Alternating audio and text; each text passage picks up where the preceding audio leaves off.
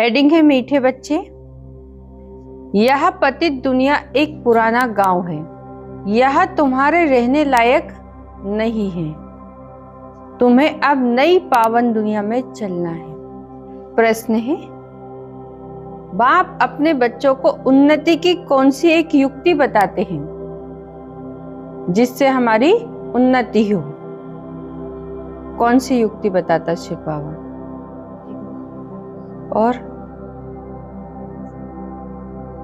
और बताओ।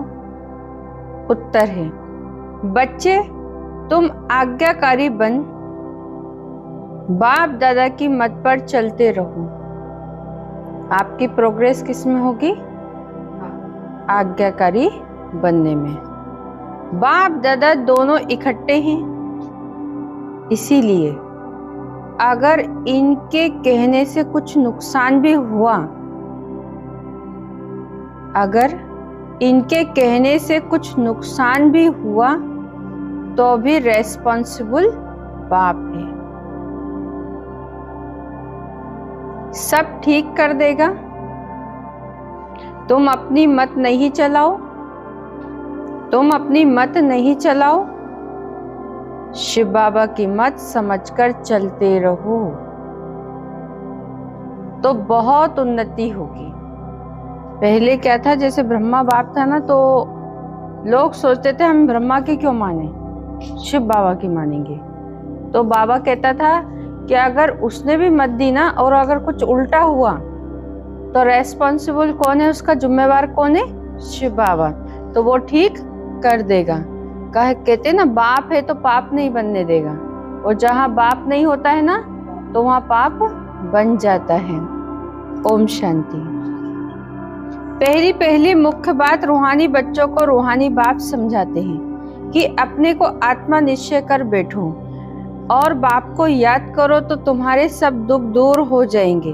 वो लोग आशीर्वाद करते हैं ना, जितने भी गुरु लोग हैं, साधु संत महात्मा क्या करते हैं? आशीर्वाद करते हैं। कौन सा आशीर्वाद?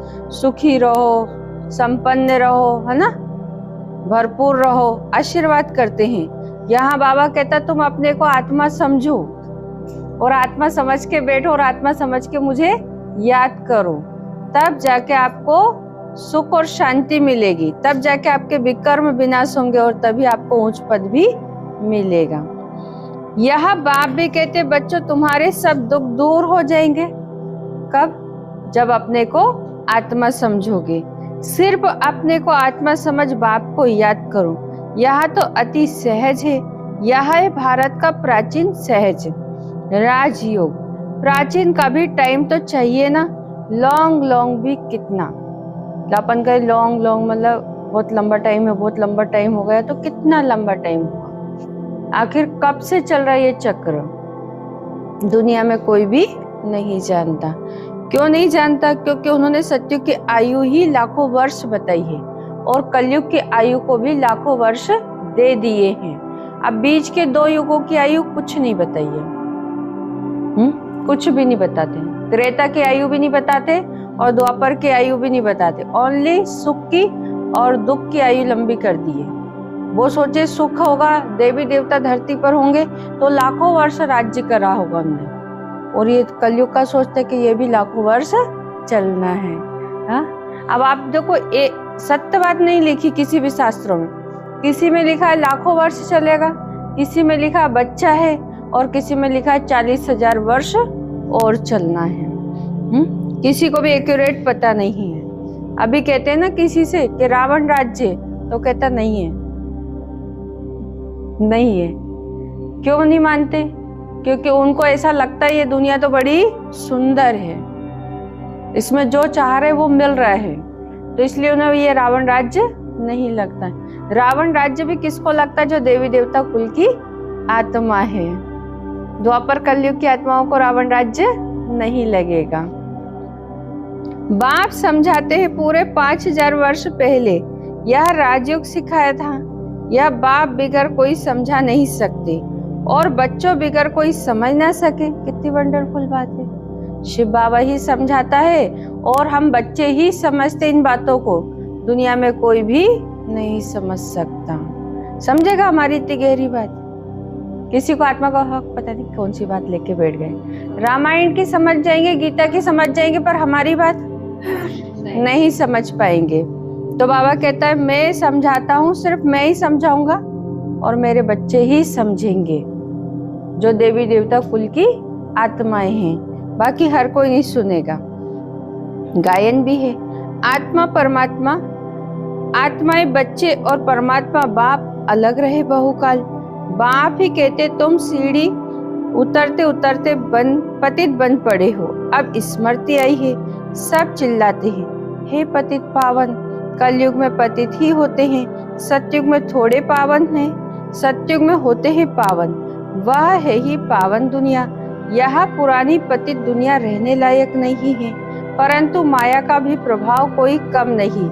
यहाँ देखो तो 100-125 मंजिल के बड़े बड़े मकान बनाते रहते हैं। इनको माया का पंप कहा जाता है। माया का जलवा ऐसा है, जो कहो स्वर्ग में चलो तो कह देते हमारे लिए स्वर्ग तो यहाँ ही है। इनको माया का जलवा कहा जाता है, परंतु तुम बच्चे जानते हो यहाँ तो पुराना गांव है। इनको कहा जाता है नर्क। पुरानी दुनिया सो भी रौरव नर्क, सत्य को कहा जाता है स्वर्ग। यह अक्षर तो है ना, इनको विशेष वर्ल्ड तो सब कहेंगे, वाइसलेस वर्ल्ड तो यह स्वर्ग था। स्वर्ग को कहा ही जाता है वाइसलेस वर्ल्ड, नर्क को विकारी वर्ल्ड कहा जाता है। इतनी भी सहज बातें क्यों नहीं किसकी बुद्धि में आती? कितनी सहज बात है। अति में विकार बढ़ गए, अति में भ्रष्टाचार बढ़ गया, अति में बुराइयां बढ़ चुकी, पर लोगों को ये बातें समझ में नहीं आती है। क्यों नहीं आती है? क्योंकि उन्हें कहीं ना कहीं यही सुख भास रहा है। क्यों नहीं आती? क्योंकि उनको सत्युग में जाना भी नहीं है, तो उन्हें यही दुनिया प्यारी लग रही, भले कुछ भी हो रहा है, पर उन्हें ये इसी दुनिया में रास आ रहा है। और हमें इस दुनिया में रास क्यों नहीं आ रहा है? क्योंकि हमारी दुनिया कहाँ है? सत्युग है। हमारे लिए स्वर्ग सत्युग है और उनके लिए यही स्वर्ग है। वो तो पार्टी में जाना, घूमना फिरना, खाना पीना, टॉकीज जाना, उसमें ही स्वर्ग समझते। हम तो स्वर्ग में बैठे जैसे कि, हाँ, सुख में है बहुत। हाँ, ऐसी दुनिया को छोड़ के कहाँ साधु सन्यासी बने, कहाँ बैरागी बने, कहाँ सब कुछ छोड़े। इनके कांटेक्ट में जरा भी आएंगे तो इनके जैसे ही बन जाएंगे। अब नहीं बनते, पहले बहुत सहज बन जाते थे। वो भी कुछ बनने वाले जितने भी थे ना, निकल गए। अब तो बहुत कम है जो निकलेंगे। जो कुछ रह गए हैं किसी कारणवश और उनका टाइम नहीं हुआ था, तो वो आत्माएं आएंगी। बाकी के तो जितने आने थे आ गए और जितने बनने थे बन गए। मनुष्य कितने दुखी है, कितने लड़ाई झगड़े आदि होते रहते। दिन प्रतिदिन बॉम्ब्स आदि भी ऐसे बनाते रहते जो गिरे और मनुष्य खत्म हो जाए। परंतु तुच्छ बुद्धि मनुष्य समझते ही नहीं है कि अभी क्या होने वाला है। यह बातें कोई समझा नहीं सकते सिवाय बाप के। क्या होने वाला है? पर पुरानी दुनिया का विनाश होना और नई दुनिया की स्थापना भी गुप्त हो रही है। तुम बच्चों को कहा जाता है गुप्त वॉरियर्स। कोई समझते हैं क्या कि कोई समझते हैं क्या कि तुम लड़ाई कर रहे हो? तुम्हारी लड़ाई है ये 5 विकारों से। सबको कहते हो पवित्र बनो, एक बाप के बच्चे हो ना, प्रजापिता ब्रह्मा के बच्चे तो सब भाई बहन हुए ना। समझाने की बड़ी युक्ति चाहिए। प्रजापिता ब्रह्मा के तो ढेर बच्चे हैं, एक तो नहीं है। नाम ही है प्रजापिता ब्रह्मा। लौकिक बाप को कभी प्रजापिता नहीं कहेंगे। प्रजापिता ब्रह्मा है तो उनके सब बच्चे आपस में भाई बहन ब्रह्मा कुंवर कुंवरिया ठहरे। और सारी आत्माएं शिव बाबा के बच्चे और जितने भी ज्ञान सुन रहे वो सब ब्रह्मा कुंवर कुंवरिया, चाहे वो घर में रहने वाला भी क्यों ना हो। जो ब्रह्मा कुंवर कुंवरियों की तरह रहता है तो समझ लो वो कौन है? ब्रह्मा कुंवर कुंवरी। भले ग्रस्त भी हो, भले ग्रस्ती भी हो, पर रहते कैसे हैं? ब्रह्मा कुंवर कुंवरियों के जैसे। ज्ञान तो ब्रह्मा मुख का सुन रहे हैं ना, तो इसलिए वो सब ब्रह्मा कुंवर कुंवरिया कहलाते हैं। परंतु समझते नहीं, जैसे पत्थर बुद्धि है, समझने की कोशिश भी नहीं करते। प्रजापिता ब्रह्मा के बच्चे भाई बहन हो गए। विकार में तो जा ना सके। तुम्हारे बोर्ड पर भी प्रजापिता अक्षर बहुत जरूरी है, यह अक्षर तो जरूर डालना चाहिए। सिर्फ ब्रह्मा लिखने से इतना जोरदार नहीं होता, तो बोर्ड भी करेक्ट अक्षर कर लिख सुधारना पड़े। यहाँ बहुत जरूरी अक्षर है, कौन सा? प्रजापिता ब्रह्मा। और उसमें पूरा नाम आ गया ना, प्रजापिता ब्रह्मा कुमारी ईश्वरी विश्वविद्यालय, तीनों का नाम आ गया, प्रजापिता का भी, ब्रह्मा कुमार कुमारियों का भी और ईश्वर का भी, सबका। तो एक्यूरेट नाम पड़ा है इस विद्यालय का। ब्रह्मा नाम तो फीमेल का भी है, नाम ही खुट गए तो मेल का नाम फीमेल पर रख देते हैं, आजकल रखने लगे ना, आजकल तो बंद कर दिए, पहले रख देते थे। एक ही नाम सोनू मोनू, लड़की के भी होते हैं और लड़के के भी होते हैं, सबके नाम रखने लग गए थे। इतने नाम लाए कहाँ से? है तो सब ड्रामा प्लान अनुसार। बाप का वफादार आज्ञाकारी बनना कोई मासी का घर नहीं है। बहुत विघ्न डालती है माया इसमें कि तुम बाबा से ईमानदारी से चलोगे। रुको जरा, मैं पेपर लेती हूँ, कितना ईमानदारी से आप चल सकते हो। बाबा कह रहा है इसमें भी मासी का घर नहीं है। हाँ, स्वर्ग में जाना तो बहुत बड़ी बात होती है, पर बाबा की आज्ञा पर चलना, आज्ञा पर जो चलेगा वो स्वर्ग में चला जाएगा, ऊंच पद पाएगा। तो माया यहाँ आज्ञाकारी ही नहीं बनने देती है, कोई ना कोई श्रीमत की हमसे सबसे अवज्ञा कराती रहती है। कैसी अवज्ञाएं? छोटी छोटी अवज्ञाएं, छोटी छोटी, कोई बड़ी बड़ी अवज्ञाएं नहीं करते हम। जैसे बाबा कहता अपने को आत्मा समझ के याद करो, तो हम आत्मा हटा देते, सिर्फ बाबा को याद करते। आत्मा नहीं समझते। बाबा ने भी कई बार कहा आत्मा नहीं समझो, आत्मा पे भी कोई ना कोई लेबल लगाना है आपको अपना। मैं देव आत्मा हूँ, मैं महान आत्मा हूँ, मैं पुण्य आत्मा हूँ, मैं खुशनसीब आत्मा हूँ, मैं शांत स्वरूप आत्मा हूँ। लेबल लगाओगे तो ऐसा बनोगे, नहीं तो खाली आत्मा तो खूब भटक रही है, ओनली आत्माएं तो खूब भटक रही हैं। पर आप श्रेष्ठ आत्माओं को, आपके ऊपर एक लेवल लगाना खुद ही, बाबा नहीं लगाएगा किसी को भी लेवल। पुरुषार्थ अनुसार सब अपने आप पर लेवल लगाएंगे। बाबा किसी को लेवल नहीं दे रहा है यहाँ पर। बच्चा भी खुद पढ़ाई करता, खुद मेहनत करता, खुद ही एग्जाम देता, खुद ही मतलब पास होता ना, तो उसकी मेहनत रहती है वो पास होने की। ऐसे बाबा भी कहता है आपकी मेहनत से ही आप ऊंच पद पाओगे, ना कि आप सोचो कि मैं आपको राजा बना दूं, तो वो तो नाइंसाफी हो जाएगी फिर तो।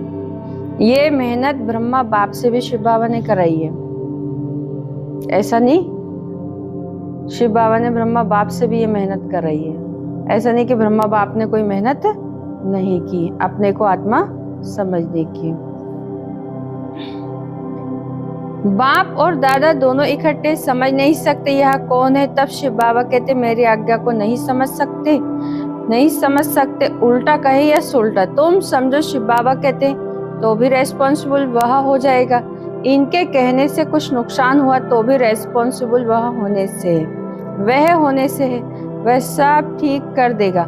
शिव बाबा का ही समझते रहो तो तुम्हारी उन्नति बहुत होगी, परंतु मुश्किल समझते कोई फिर अपनी मत पर चलते रहते हैं। बाप कितना दूर से आते, तुम बच्चों को डायरेक्शन देते, डायरेक्शन देने समझाने, और कोई के पास तो यह स्पिरिचुअल नॉलेज है नहीं।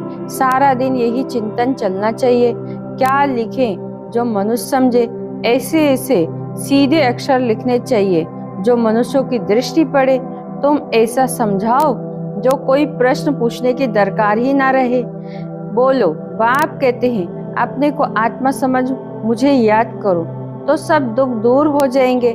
जो अच्छी रीति याद में रहेंगे वही ऊंच पद पाएंगे।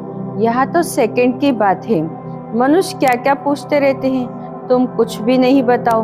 बोलो जास्ती पूछो मत, पहले तो एक बात में निश्चय करो, प्रश्नों के जास्ती जंगल में पड़ जाएंगे तो फिर निकलने का रास्ता नहीं मिलेगा। पहले एक बात में निश्चय करो, प्रश्नों के जंगल में फंस जाएंगे तो फिर निकलना मुश्किल होगा। जैसे फागी में मनुष्य मूंझ जाते हैं ना, इसमें और कोहरे में ज्यादा हो जाता तो रास्ता दिखाई नहीं देता है। तो बाबा भी कह रहा है ये जो कोहरा है ना माया का या प्रश्नों का, इसमें फंसो नहीं। बस जैसा बाबा कहता वैसा पुरुषार्थ करते चलो। बाबा का कहना और हमारा पुरुषार्थ करना तो हमें मदद भी मिलती है, और जो प्रश्न पूछते हैं उनको मदद भी कम मिलती है। तो फिर निकल नहीं सकते। यहाँ भी ऐसे मनुष्य कहाँ से कहाँ माया तरफ निकल जाते हैं।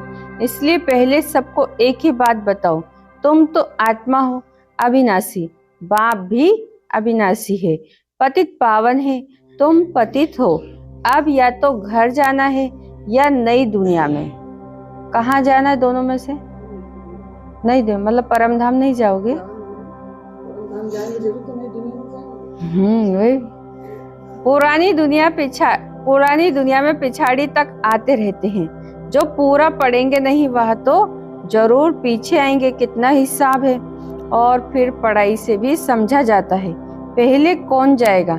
स्कूल में भी निशानी दिखाते हैं ना, दौड़ी पहन हाथ लगाकर आओ, रेस कराते हैं ना। तो बाबा भी कहते हैं यहाँ पे भी रेस करते रहो। कौन सी बुद्धि की? बार बार परम धाम जाओ और बार बार वापस आओ। इससे क्या रहेगा? पता चलेगा कि हाँ हमारी बुद्धि की यात्रा कितनी तीव्र है, जाने में हमें कितना टाइम लगता है, ये समझ में आएगा। पहले नंबर वाले को इनाम मिलता, यह है बेहद की बात, बेहद का इनाम मिलता। बाप कहते याद की यात्रा पर रहो, देवी गुण धारण करो, सर्व गुण संपन्न यहाँ बनना है। इसलिए बाबा कहते चार्ट रखो, याद की यात्रा का भी चार्ट रखो तो पता पड़ेगा कि हम फायदे में या घाटे में। देखो बाबा ने फिर चार्ट का बोला। अभी कुछ दिन पहले भी कितना चार्ट का बोल रहा था बाबा। 8 दिन से चार्ट के पीछे पड़ा था कि चार्ट रखो चार्ट रखो। उससे क्या पता पड़ता है ना अपनी स्थिति, कि हमने सच में कितना टाइम याद किया, पता पड़ता है। ऐसे पता नहीं पड़ता है। ऐसे तो हम सोचते हम बहुत याद कर रहे हैं, लिखने से पता पड़ता है वाकई में हमने 1 घंटे में 15 मिनट याद किया कि 10 मिनट किया या 20 मिनट, या कितने पर पहुंचे हम, या 40 मिनट पे पहुंचे। सिर्फ चार्ट लिखने से पता पड़ता है। परंतु बच्चे रखते नहीं है। बाबा कहते लेकिन बच्चे करते नहीं है, बहुत थोड़े करते। इसलिए माला भी कितनी थोड़ों की है। जो बाबा के कहने अनुसार पुरुषार्थ करते तो वो थोड़े हैं, तो माला भी थोड़ी है, छोटी है। बड़ी माला स्कॉलरशिप लेंगे, फिर 108 प्लस में रहते हैं। प्लस में कौन जाएंगे? बाप दादा बादशाह और रानी। बहुत जरा सा फर्क रहता है। तो बाबा कहते पहले अपने को आत्मा समझो और बाप को याद करो, यही याद की यात्रा। बस यही बाप का मैसेज देना, टिक टिक करने की दरकार नहीं। मन मना भव, देह के सब संबंध छोड़, पुरानी दुनिया में सबका बुद्धि से त्याग करना है। अब बाबा कहता देह के सब संबंध छोड़। देह के संबंध कौन से? देह का धर्म कौन सा? कहते ना देह के सारे धर्मों का त्याग करो। जैसे पति, बच्चे, पत्नी। अब जब व्यक्ति सेवा का टाइम आता ना तो कहते भैया मेरा धर्म है माता पिता की सेवा करना। तो देह के जो धर्म है उन धर्मों को भूलना है, उन धर्मों को भूलकर बाबा को याद करना है। जैसे पत्नी की संभाल करनी है तो कहे भैया मेरी धर्म पत्नी है, कहते ना मेरे बच्चे, इनकी सेवा करना, इनकी संभाल करना मेरा धर्म है। मतलब कर्तव्य को भी धर्म के दिया। तो बाबा कहता देह के जो धर्म है ना उनको भूलो और मुझे याद करो। हम लोग क्या करते हैं, हम सोचते धर्म माने कि कौन से धर्म, जो ये बड़े बड़े धर्म से कोई जुड़ा हुआ है ना व्यक्ति, इस्लाम, बौद्ध, क्रिश्चियन, इनको भूलना। इनके हम तो है ही सनातन धर्म के, हम थोड़ी ना और किसी धर्म के। तो हम कौन से धर्म को भूलेंगे? जो दैहिक धर्म है हमारे, जैसा भी घर परिवार में कुछ भाई मेरा धर्म है करना, तो उस धर्म को जब याद करते हो ना तब भूलना है। उस धर्म को जब बाबा को याद करते हो ना, एक ही स्वधर्म याद होना चाहिए, मैं आत्मा। गीता में इतना स्पष्ट ज्ञान है कि जिसकी कोई हद नहीं, पर वो क्या है उसको भी उलझा के रख दिया लोगों ने। नहीं तो ज्ञान तो इतना सहज और सरल है गीता का कि अगर कोई धारण कर ले ना, जीवन में उतार ले, तो किसी चीज की अलग से जरूरत नहीं पड़े, कोई साधु सन्यासी या कोई भी गुरु आदि, क्योंकि उसमें इतना स्पष्ट लिखा है, सब पूरा क्लियर ज्ञान दिया उसमें तो भगवान ने। ऐसी बाबा मुरली में भी एक एक बात क्लियर कर देता, छोटी से छोटी बात भी क्लियर कर देता। कई बार तो वो भी ये भी बता देता है कि कैसे मुझसे रूह रिहान करनी है, ये भी बता देता है। कैसे किसी आत्मा को समझाना, रोज तो यही समझानी है। जितनी भी क्लासें होती हैं सब मुरली से होती हैं, सारी मुरली से, जितनी भी क्लासें आप देखो, बोले सुनो, ध्यान सुन के मुरली क्लास है। सिर्फ आप ध्यान से मुरली सुनो और ध्यान से मुरली पढ़ो। एक बार सुन ली, दोबारा रिवाइज करो उसको घर जाकर, क्या आज बाबा ने हमसे क्या कहा। और हमें फर्स्ट बार में तो प्रश्न उत्तर ही याद रहता है, दूसरी बार सुनने से कुछ याद रहे, दूसरी बीच का तो दूसरी बार सुनोगे ना तब याद रहेगा, नहीं तो फर्स्ट बार सुनी ना, भी आपने सुनी, आपको खास खास पॉइंट याद रहेगी, बस दोबारा सुनोगे ना तब बीच में कुछ समझ में आएगा कि बाबा ने बीच में कुछ समझाने दी थी। यही है याद की यात्रा, बस यही बाप का मैसेज देना, टिक टिक करने की दरकार नहीं। मन मना भाव देख के सब संबंध छोड़ पुरानी दुनिया में सबका बुद्धि से त्याग करना है, क्योंकि अब वापस जाना है, अशरीरी बनना है। यहाँ बाबा की याद दिलाते, फिर सारे दिन में बिल्कुल भी याद नहीं करते, श्रीमत पर नहीं चलते, बुद्धि में बैठता नहीं। बाबा कहते नई दुनिया में जाना है तो तमो प्रधान से सतो प्रधान बनना है। बाबा ने हमको राज्य भाग दिया, हमने फिर ऐसे गवाया। 84 जन्म लाखों वर्ष की बात नहीं, 84 जन्म लिए लाखों वर्षों की बात नहीं। बहुत बच्चे अल्प को न जानने के कारण फिर बहुत प्रश्न पूछते रहते। बाबा कहते पहले मामे कम याद करो तो पाप कट जाए, और देवी गुण धारण करो तो देवता बन जाएंगे, और कुछ पूछने की दरकार नहीं। अल्प ना समझे, अल्प ना समझ, बेते की टिक टिक करने से खुद भी मूंझ जाते हैं। मतलब शिव बाबा पर समझे, नहीं समझे तो स्वर्ग पर भी टिक टिक करेंगे जो उसका वर्षा है। इसलिए बाबा कहता जब तक वो मेरे पे निश्चय ना करे तो आगे का ज्ञान किसी को भी सुनाओ ही नहीं, मना कर दो, नहीं बाद में आना, ज्यादा बहस कर रहा है ना तो मत सुनाओ। बाबा कहता पात्र को देखकर ज्ञान दो, हमारा ज्ञान व्यर्थ नहीं जाना चाहिए। फिर तंग हो पड़ते। बाबा कहते पहले अल्प को जानने से सब कुछ जान जाएंगे, मेरे द्वारा मेरे को जानने से तुम सब कुछ जान जाएंगे, बाकी जानने का कुछ रहेगा नहीं। इसीलिए 7 रोज रखे जाते। 7 रोज में बहुत समझ सकते हैं, परंतु नंबरवार समझने वाले होते हैं। कोई तो कुछ भी समझते नहीं, वह क्या राजा रानी बनेंगे, एक के ऊपर राजाई करेंगे क्या, हर एक को अपनी प्रजा बनानी है। टाइम बहुत वेस्ट करते हैं। बाप तो कहते बेचारे हैं, भल कितने भी बड़े बड़े मर्तबे वाले, परंतु बाप जानते या तो सब मिट्टी में मिल जाएगा।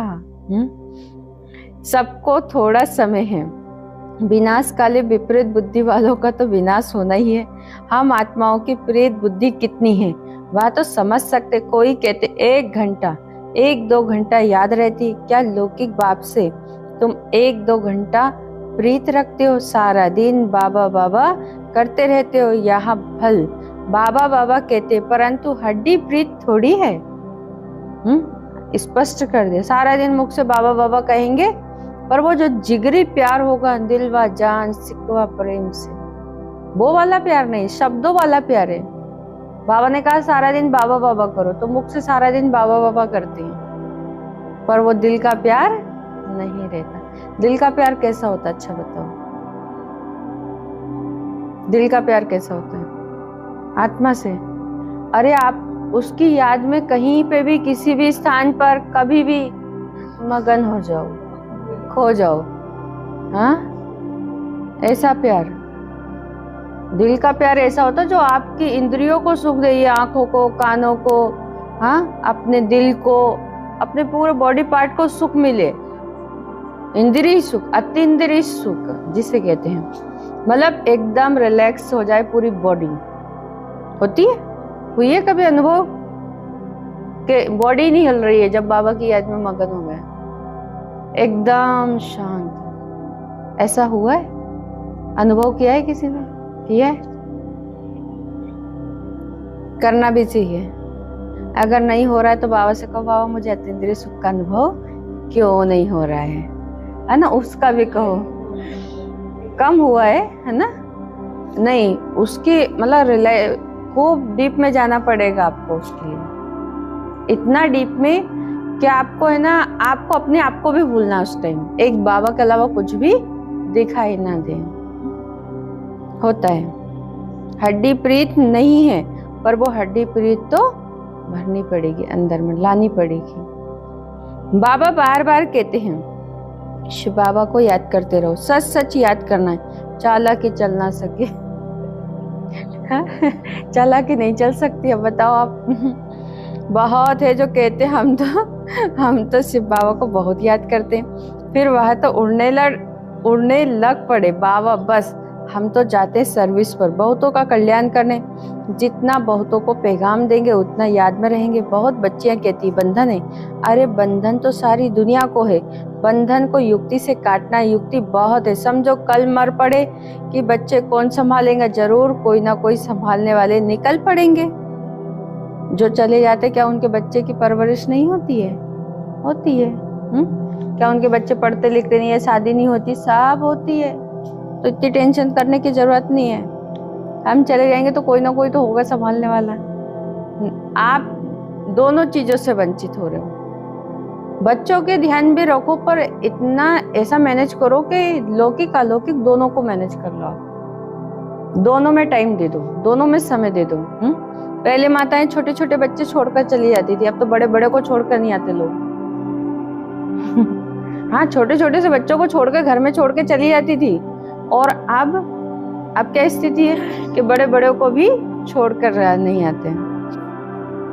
अज्ञान काल में तो दूसरी शादी कर लेते। देखो बाबा कह रहे हैं इस समय तो शादी भी मुसीबत है, हाँ, पर कर रहे हैं लोग। हाँ? ऐसा थोड़ी ना अपन कह रहे शादी बर्बादी, तो क्या सुन रहे वो हमारी बात? नहीं सुन रहे। करेंगे वो शादी तो शादी तो करेंगे, भले शादी करके कि भले पछताएंगे, पर करेंगे जरूर। ज्ञानी भी, अज्ञानी की बात नहीं चल रही, ज्ञानी तो ज्ञानी नहीं सुन रहा, ओनली ज्ञानी की बात चल रही। जो कुंवार और कुंवारी शादी कर रहे हैं, ज्ञानी शादी करने के बाद पछता रहे हैं, वो उनकी अलग लाइफ है दुनिया में। जो लड़के लड़कियां हैं जो उनका है ही लक्ष्य शादी का, वो इधर आए ही नहीं है, तो वो तो सुखी रहेंगे, उनको तो मजा आएगा। पर ये जो ज्ञानी है ना, आधे ज्ञानी हाफ कास्ट हो जाते हैं, आगे आधे ज्ञानी आधे अज्ञानी, तो उनको वो दुनिया भी रास नहीं आएगी। सच बता रही मैं, जो लड़कियां गई है ना, शादी करी है ना ज्ञानियों ने, उनको वो दुनिया रास ही नहीं आ रही है, मजे नहीं आ रही, क्योंकि आधे से ज्यादा नियम इधर के। अब जब उस ग्रस्त व्यवहार जीवन में जाते हैं ना, तो आप लहसुन प्याज तो छोड़ नहीं सकते, फ्रेश होने के बाद नहा नहीं सकते। आपको बहुत प्रॉब्लम आती, लड़कियों को, गर्ल्स को बहुत दिक्कत आती है, क्योंकि निभाना पड़ता है। लड़के को भी आती है, वो तो ऐसा नहीं, लड़के भी परेशान होते हैं, कहाँ से मैं फंस गया, अच्छा था निर्बंधन। हाँ, दोनों को आती है दिक्कत। तो शादी कोई ऐसी चीज है जो आज के टाइम पे एक दूसरे जो खाए वो नहीं पछता, ऐसा नहीं है। ये गलत है। जो जिनने नहीं खाया ना, जो बाबा के बन गए, तो वो पछता नहीं रहे। हाँ, पर जो बीच में है ना, आधा अधूरा ज्ञान है, वो पछताएंगे। खाएंगे तो भी पछताएंगे, नहीं खाएंगे तो भी पछताएंगे। लोगों को शादी बहुत ऐसा लगता है सहज, पर पूरा जीवन कॉम्प्रोमाइज करना पड़ता है, पूरा जीवन। हाँ, शादी करो ना, कहाँ करोगे? स्वर्ग में करना अच्छा है, किसी राजकुमार या राजकुमारी से। हाँ, और नहीं तो क्या, बड़ी सुंदर होगी, बड़ा सुंदर होगा, वहां करना स्वयंवर, स्वयं की इच्छा से वर चुनेंगे। हाँ, परमिशन है वहां तो वर चुनने की, कायदे से चुना भी जाएगा। तो वहां की शादी सुखदायी है, यहाँ की शादी थोड़ी दुखदायी है, थोड़ी नहीं, पूरे जीवन भर। किसको थोड़ा पैसा देकर बोलो बच्चों को संभालो, तुम्हारा यह मर्जीवा जन्म है ना, जीते जी मर गए, फिर पीछे कौन संभालेगा? तो जरूर नर्स रखनी पड़े। पैसे से क्या नहीं हो सकता बताओ? बहुत सब कुछ हो सकता है पैसे से। बंधन मुक्त जरूर बनना है। सर्विस के शौक वाले आप ही भागेंगे दुनिया से, मर गए ना बाप। यहाँ तो बाप कहते मित्र संबंधी आदि का भी उद्धार करो, सबको पैगाम देना है, मन मना भव का तो तमो प्रधान से सतो प्रधान बन जाए।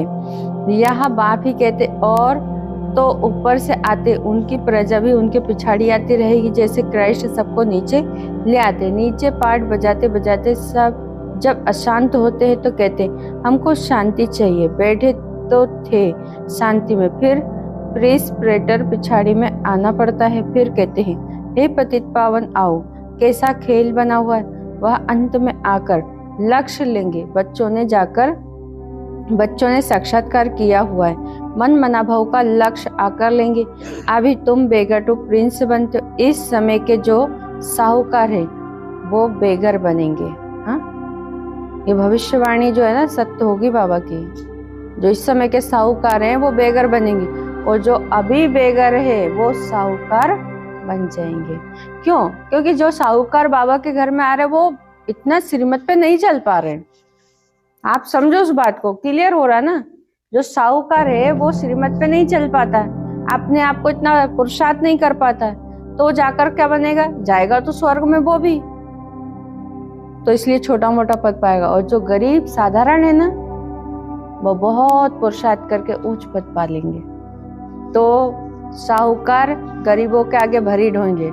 यहाँ के साहूकार सतयुग में गरीब बनेंगे और यहाँ के गरीब उधर साहूकार। तो जितने भी यहाँ उनसे ईर्ष्या करी, हाँ, घृणा करी, वो सारा हिसाब किताब सेवा करके बराबर करेंगे हिसाब से। और वो हिसाब ऐसा नहीं होगा, दुख नहीं होगा, उनको भी पता नहीं होगा ना, इसलिए खुशी से करेंगे। कोई तो गरीब भी बनेंगे ना, यह बड़ी दूरादेश बुद्धि से समझने की बातें हैं। पिछाड़ी में सब साक्षात्कार होगा। हम कैसे ट्रांसफर होते, तुम पढ़ते हो नई दुनिया के लिए, अभी हो संगम पर, पढ़कर पास करेंगे तो देवी कुल में जाएंगे। अभी तुम ब्राह्मण कुल में हो, यह बातें कोई समझ ना सके। भगवान पढ़ाते जरा भी किसकी बुद्धि में नहीं बैठता। निराकार भगवान जरूर आएगा ना। यह ड्रामा बड़ा वंडरफुल बना हुआ है, उसको तुम जानते हो और पाठ बजा रहे हैं। त्रिमूर्ति के चित्र पर भी समझाना पड़े। ब्रह्मा द्वारा स्थापना, विनाश तो ऑटोमेटिकली होना ही है, सिर्फ नाम रख दिया है। यह भी ड्रामा बना हुआ है। मुख्य बात है अपने को आत्मा समझ, बाप को याद करो तो जंग उतर जाए। स्कूल में जितना अच्छी रीति पढ़ेंगे बड़ी आमदनी होगी। तुमको 21 जन्म के लिए हेल्थ वेल्थ मिलती है, कम बात है क्या?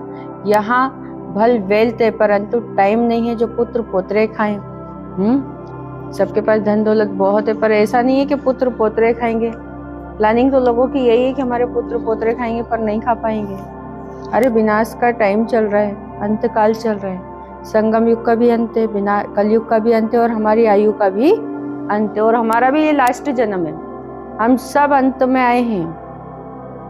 हम ना आदि में आए, ना मध्य में आए, हम सब अंत में आए हैं। तो हमें तो और अंत तक रुकना ही पड़ेगा।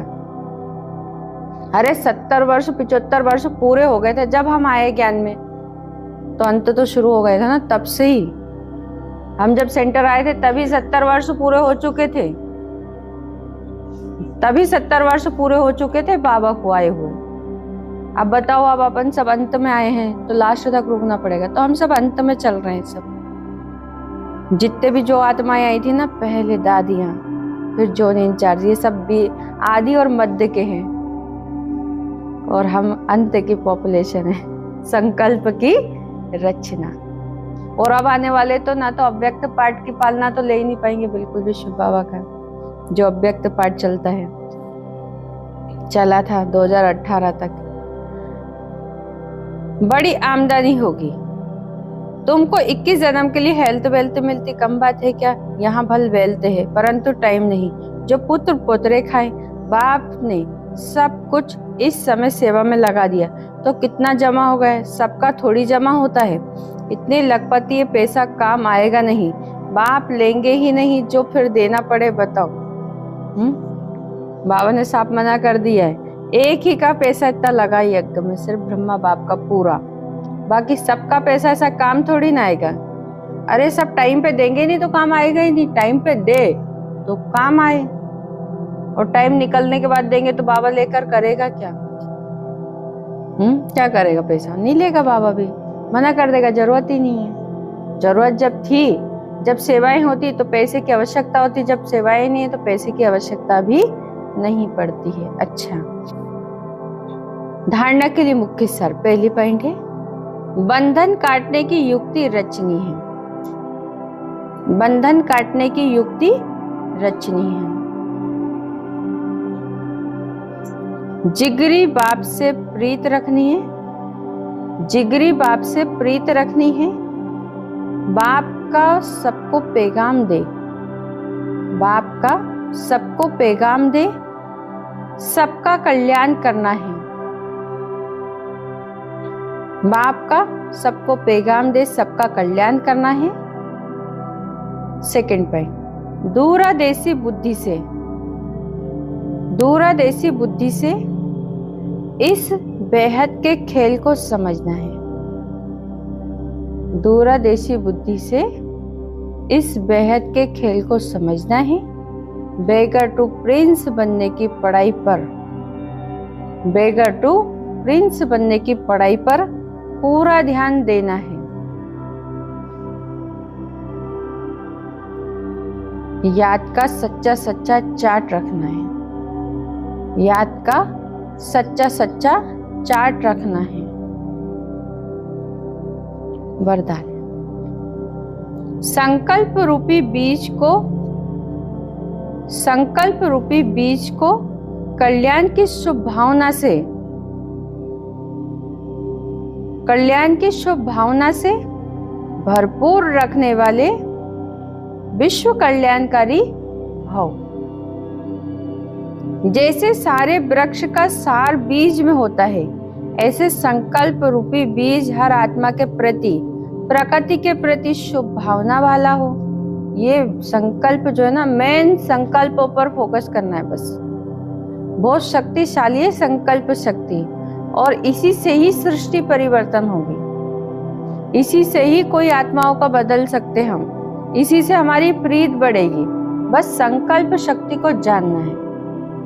कोई कार्य नहीं हो रहा है, कोई धारणाओं में दिक्कत आ रही है, तो वो संकल्प शक्ति की कमी है। हम संकल्प तो करते, पर संकल्प कैसे होते? साधारण करते हैं जब तो वो दृढ़ होते हैं, पर कर्म में आते तो साधारण हो जाते हैं। पर सारा दिन अटेंशन रहे उस संकल्प पर, कि नहीं मैंने बाबा से कौन सा संकल्प किया है, कौन सा वादा किया है। तो संकल्प की कमाल देखो आप, बस अटेंशन हमें सिर्फ संकल्प पे देना है, बाकी के तो वाणी कर्म सब श्रेष्ठ सहज हो जाता है।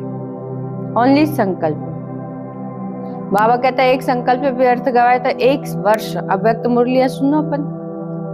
हमारे एक संकल्प की ही कमाई होती है। एक संकल्प में बाबा याद आया, कमाई हुई। और एक वो संकल्प व्यर्थ चला गया तो हमने कमाई गवा दी।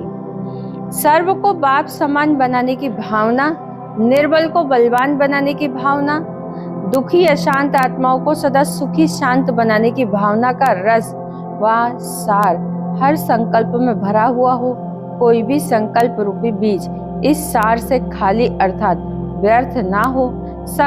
कल्याण की भी भावना, कल्याण की भावना से समर्थ हो, तब कहेंगे बाप समान विश्व कल्याणकारी आत्मा।